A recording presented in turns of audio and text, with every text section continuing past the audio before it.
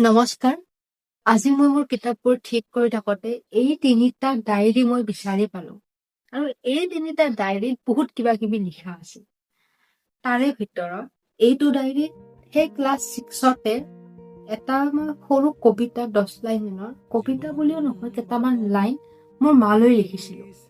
আৰু সেইটো বহুত তেতিয়া সৰু আছিলোঁ, ক্লাছ 6ৰ ছোৱালী এজনীৰ মন হয়। তেতিয়াৰ পৰা একচুৱেলি মই লেখাবোৰ আৰম্ভ কৰিছিলোঁ। আৰু এইটো মোৰ বহুত বেছি স্পেচিয়েল হয় মোৰ কাৰণে। মই আজি আপোনালোকৰ ওচৰলৈ শুনাব বিচাৰিছোঁ। বহুত সৰু হয়, কেইটামান লাইন হয় মোৰ মালৈ। বেয়া লাগিলেও জনাব, ভাল লাগিলেও জনাব। শুনক দিয়ক। মা, তাহানি আছিলো মই তোমাৰ কোলাত, নেজানো এতিয়া সেইবোৰ ক'ত হেৰাই গ'ল।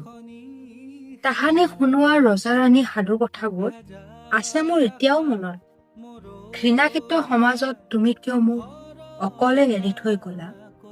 ভয় লাগে মোৰ এই ব্যস্ত পৃথিৱীৰ মাজত তোমাৰ মৰমবোৰ হেৰাই যাব বুলি। জনাব কেনেকুৱা হৈছে।